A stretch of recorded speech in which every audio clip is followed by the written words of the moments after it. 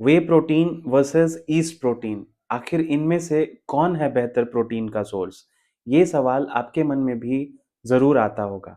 आइए समझते हैं। वे प्रोटीन वर्सेस ईस्ट प्रोटीन में किसी एक को बेहतर बोलने के लिए हमें काफी कुछ पैरामीटर्स पे डिस्कस करना होगा। जो सबसे अहम पैरामीटर्स हैं वो हो जाते हैं कि इन दोनों ही प्रोटीन के सोर्स कैसे हैं, ये दोनों ही प्रोटीन का अमाइनो एसिड स्कोर कैसा है, इन दोनों ही प्रोटीन का डाइजेस्टिबिलिटी यानी हमारे बॉडी में वो कितने अच्छे से डाइजेस्ट होगा और कितने अच्छे से एब्जॉर्ब होगा, ये कैसा है।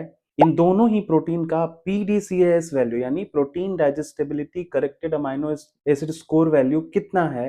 इन सभी पैरामीटर्स पे गौर करके इन सभी पैरामीटर्स को समझने के बाद ही हम कुछ एक वर्डिक्ट पे पहुंच सकते हैं। आइए वन बाय वन डिस्कस करते हैं। अगर बात रही वे प्रोटीन की तो इसका सोर्स है मिल्क, यानी कि ये दूध से बनाया जाता है।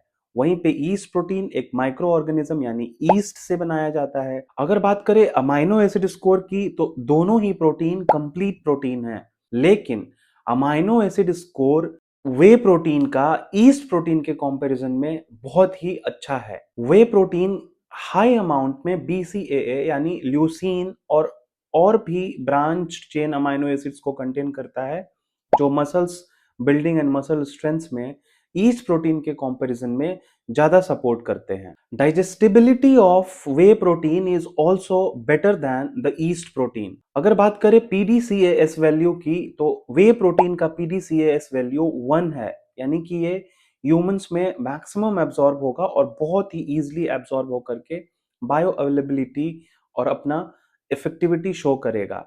वहीं पे ईस्ट प्रोटीन की जो पीडीसीएस वैल्यू है it is somewhere around 0.70 to 0.85, यानी ईस्ट प्रोटीन और वे प्रोटीन में वे प्रोटीन का ही बायो अवेलेबिलिटी एंड पीडीसीएस वैल्यू ज्यादा अच्छा है।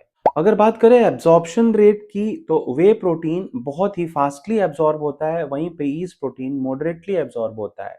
ये तो थे कुछ टेक्निकल पैरामीटर्स जिन पे डिस्कशन करके ये पता चलता है कि whey protein is far more superior than the yeast protein. लेकिन जो ईस्ट प्रोटीन है वो उन लोगों के लिए जो वीगन हैं, जिन्हें मिल्क प्रोटीन से एलर्जी है, जो मिल्क एंड मिल्क प्रोडक्ट्स को कंज्यूम नहीं करना चाहते, उनके लिए एक बहुत ही अच्छा अल्टरनेटिव साबित हो रहा है। वहीं पे अगर बात करें सस्टेनेबल प्रोटीन सोर्स की तो yeast protein is more sustainable than the whey protein. इस बारे में आपका क्या कहना है?